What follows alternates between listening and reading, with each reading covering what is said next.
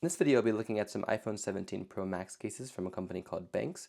We have one from their Armor Air series and then two from their Armor Pro series. The specific ones are the Armor Grid and the Armor Prestige. So these Pro ones are going to be a little bit bulkier and a little bit more protective, while this Air one's going to be a little bit slimmer but with less coverage as well. They did send all these samples for review, but as always, that does not affect our opinion in any way. The first one we're going to look at is this Armor Pro Prestige. So again, it's from the Armor Pro series, but the Prestige is just kind of the design on the back. You can see it's sort of brown and green kind of layers to it, so a pretty nice looking design. It is built with Kevlar, which is going to be very strong and sturdy, of course. But yeah, this is just the box that it comes in. We'll go ahead and open it up here. So you can see we do have a better image of the actual case itself. Little tag here which we'll remove, but you can just get an idea of the case. It is nice texture to it. It's a little bit soft, but it's still, you can kind of actually feel the individual fibers, which is pretty cool. It is definitely grippy, but still being pretty soft as well, so it has a very nice material overall. It definitely feels very premium while still being really protective due to the Kevlar. Before we get too much farther, I'll just go ahead and install it on the actual phone itself. So we have it on our blue iPhone 17 Pro Max here. We can just put it in one side here like that. And clip it on to the other side. It's easy as that, and the case is properly installed. So looking closer at all the details, we do have metal button overlays for all of our different buttons. For the action button, the volume rocker, as well as the sleep wake button on this side. We do also have a nice kind of lip to cover our camera. So this is going to go above the camera. So if you're kind of laying it down on a table or something, it's going to be connecting with that metal ring rather than actually hitting your camera lens, which is of course always important. Unfortunately, just kind of due to the new phone's design, this part is going to be really exposed. I suppose case manufacturers could like cover this part and then, I don't know, leave a separate cutout for this or something. But I think the majority of manufacturers are just going to leave an open window like this.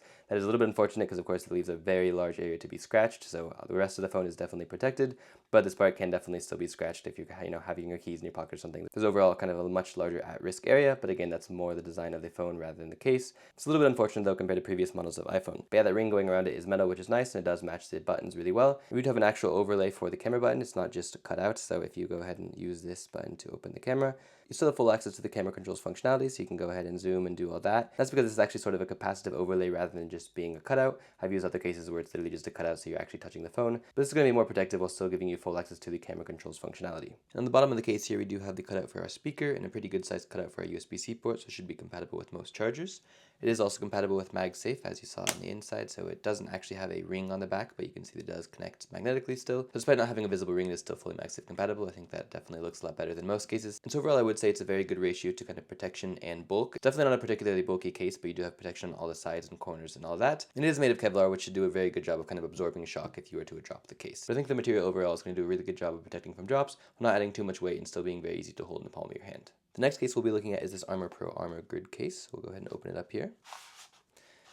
So you can just get an idea of what the case looks like. It has a nice kind of grid design to it. That's of course the Armor Grid part of it. So you can see kind of, it almost looks kind of like a carpet, but I think in a really nice way. And then we just have a little logo there on the bottom. So the installation is as easy as putting this side of the phone in one side, then just kind of snapping it around on all sides. It's as simple as that. We do have it installed on the phone itself, so you can see kind of what it looks like with the actual phone. I do think it looks very good. Again, I really like this design. It has a sort of smooth texture to it. You can definitely feel the textures of the individual Kevlar fibers, but it's a kind of nice feeling. It's very soft overall. It's almost like a soft rubbery feeling, which adds some texture and has a pretty good grip to it. And despite not having a visible Magsafe ring on the back, it is still fully Magsafe compatible, which I think is awesome. Most cases I've seen really have an actual ring that you can see, which I think takes away from the design. But this one just looks like a normal case while still preserving that Magsafe compatibility, which is great.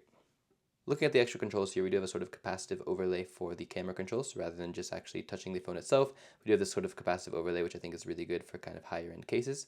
You can go ahead and access your camera control still and do all the zooming and all that if you want to. So it is sort of a capacitive button rather than actually just being a cutout for it interacting directly with the phone's button, which I do think adds some extra protection, which is nice. Our other button overlays are individual pieces of metal, so we have this one for the sleep wake button, then we have the volume rocker as well as the action button. And these buttons do match the back part, which is sort of protecting our camera. So this is raised up a bit over the actual camera lenses, so if you're to put the phone down on a table or something like that, it's not going to be actually hitting the camera. It's just going to be touching this metal part, which is of course going to protect your camera lens. Unfortunately, due to the new phone's design, there is a very large cutout here. So you're still going to be a little bit susceptible to scratches from keys or coins or things like that in your pocket just because of how big this cutout is. That's the same design though on Apple's cases, so there's not much you can knock there, but it's unfortunate rather than having just a small little area for the camera lenses, we do have a whole big cutout, which is again going to be just a little bit more susceptible to scratches, but I don't think that's particularly a fault of this case design. It's more just how the design of the phone is now. But thankfully, at least from setting it down on tables or things anything like that, this metal ring is going to do a good job of protecting the back. Our other cutouts at the bottom are for the speakers and the USB-C port. We do have a pretty nice cutout for the USB-C port, so you should be able to use most chargers and all that, which is always good.